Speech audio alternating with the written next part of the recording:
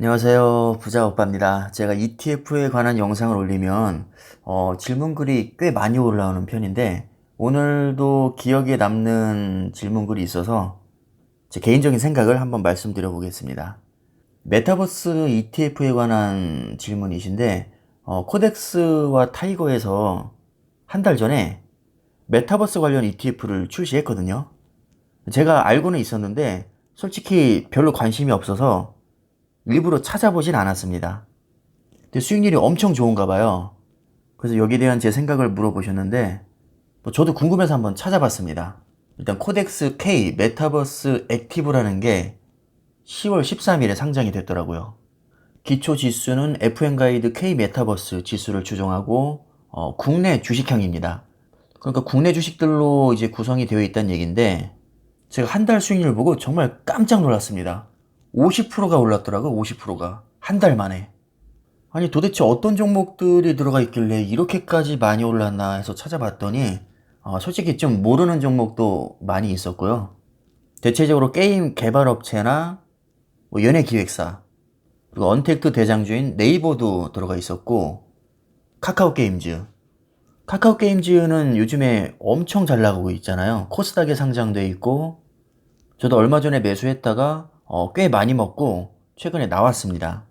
근데 제가 팔고 난 이후로도 계속 오르더라고요. 그리고 아프리카 TV. 이거 그 BJ 분들이 이렇게 방송해가지고 별풍선 받고 그러는 거 아닌가요? 저 아프리카 TV 보고 되게 의아했는데, 아무튼 아프리카 TV도 들어가 있고, 뭐 SM이나 JYP 엔터테인먼트. 이게 메타버스 ETF가 맞나 싶을 정도로 정말 다양한 분야에 걸쳐서 투자가 되고 있더라고요. 제가 모르는 종목도 많아서 감히 제가 뭐 판단하기에는 좀 그렇지만 그래도 제 개인적인 생각을 물어보셨으니까 굳이 말씀을 드린다면 50%가 아니라 100%가 올랐어도 저는 이 종목에 투자하지는 않을 것 같습니다. 왜냐하면 정말 솔직히 말씀드리면 대부분 국내 뭐 코스피나 코스닥에 상장된 기업들인데 아무리 한 달 동안 50%가 급등했다고는 하지만 저는 기본적으로 장기 투자를 추구하는 사람이거든요. 단기 수익률은 사실 그렇게 중요하지 않고 향후 5년 후, 10년 후에도 계속해서 우상향할 수 있는가. 저는 이게 훨씬 더 중요하다고 생각을 합니다.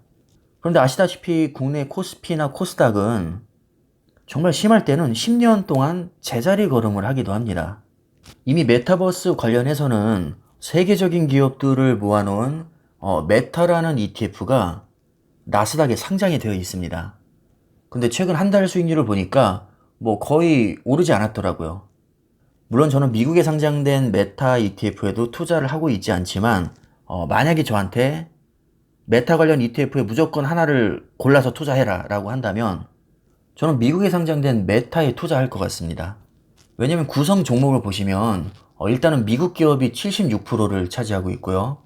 상위 섹터를 보면 반도체, 소프트웨어, 인터넷 서비스가 상당수 비중을 차지하고 있습니다. 게다가 세부 종목을 보면 엔비디아, 로블록스, 마이크로소프트, 유니티, 메타, 이건 페이스북이죠.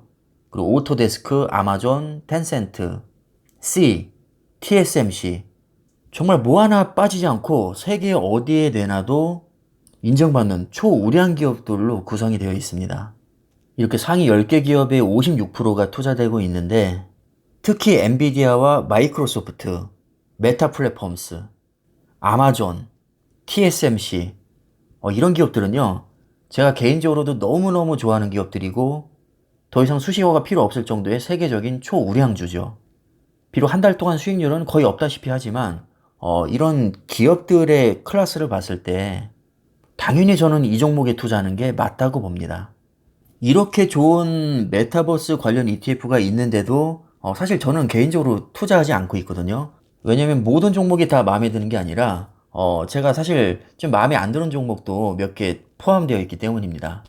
그리고 제가 개인적으로 투자하고 있는 ETF 중에도 뭐 엔비디아나 마이크로소프트, 그리고 메타 플랫폼스, 아마존, TSMC 이런 기업들은요. 너무나도 많이 이미 중복 투자가 되고 있습니다.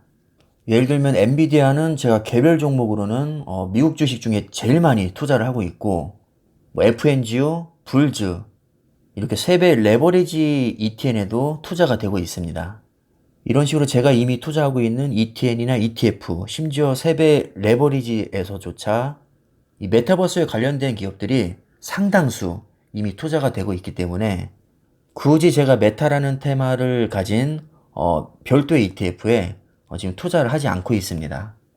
그런데 굳이 장기적으로 봤을 때 기대 수익률이 거의 뭐 바닥인 이 국내 주식 기반으로 한 이런 메타버스 ETF에 제가 투자하고 싶진 않습니다. 물론 한 달 동안 50% 급등한 거 인정합니다. 하지만 저는 단타를 치는 사람이 아니라 5년이고 10년이고 꾸준히 성장할 수 있는 그런 안정적인 초우량주에 투자를 하는 스타일이거든요. 근데 국내 상장된 뭐 메타버스 ETF로 보니까 확실히 제 취향과는 좀 맞지 않는 것 같습니다. 뭐 얘기가 나온 김에 타이거 FN 메타버스도 제가 찾아봤는데 역시 올해 10월 13일에 상장이 됐고 펀드 보수도 뭐 싸지도 않습니다. 0.45% 정도 되는데 일단 수익률은 정말 기가 막히네요. 최근 한 달 동안 거의 50% 올랐고요. 구성 종목을 보니까 뭐 겹치는 종목이 꽤 많이 있는 것 같습니다. 위직 스튜디오, 하이브, JYP 엔터테인먼트, LG 유노텍, YG 엔터테인먼트, 네이버, 카카오, 덱스터, LG 디스플레이, NC소프트, 자이언트 스텝, 넥스트, 그리고 뉴. 뭐 솔직히 뭐 하는 기업인지도 모르는 종목도 몇 개 이제 포함이 되어 있고 결정적으로 국내 종목들로만 구성되어 있기 때문에 굳이 세계적인 초우량 기업들로 구성된 메타라는 ETF를 두고 최근 한 달 수익률이 좋다는 이유로 여기에 투자하지는 않을 것 같습니다. 이건 제 개인적인 생각이니까 뭐 혹시 지금 이런 ETF에 투자하고 계신 분들이 뭐 기분 나빠하지 않으셨으면 좋겠고요. 제가 안목이 없어서 그런 걸 수도 있습니다. 실제로 수익률을 보면 한 달 동안 50%가 나왔으니까 진짜 수익률만 보면 킹왕 짱인 것 같습니다.